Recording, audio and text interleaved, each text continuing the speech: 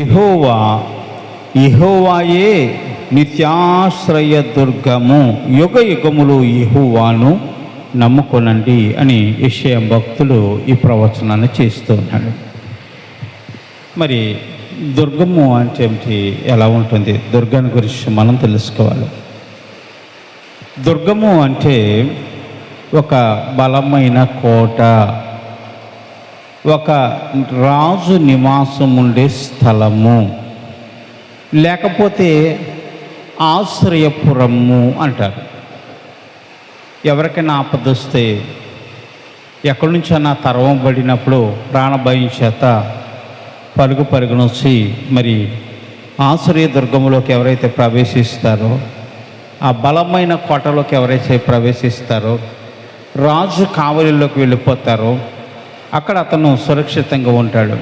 తప్పు చేసినప్పటికీ కూడా విచారణ చేసేంతవరకు కూడా అతని ప్రాణం కాపాడబడుతుంది. కాబట్టి అతను శ్రమలో ఉన్నప్పుడు అతను కొన్ని కలిగినట్టు ఇబ్బందుల్లో ఎక్కడికి పారిపోతారంటే ఆశ్రయ దుర్గాల్లోకి పారిపోతారు.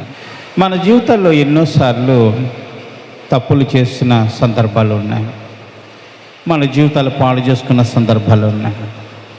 అయితే ఏదో విషయంలో శ్రమల రూపంలోనూ ఆర్థిక ఇబ్బందుల రూపంలోనూ ఏదో విధంగా మనం బాధించబడుతున్నప్పుడు, శ్రమకాలం ఎదురైనప్పుడు, మనం ఎక్కడికి పోవాలో ఏం చేయాలో తెలియనప్పుడు, శత్రువు మనల్ని తరుగుతుంటే మనం ఎక్కడికి పోతాం? ఆశ్రయదుర్గమైన దేవుని సన్నిధికే పోతాం.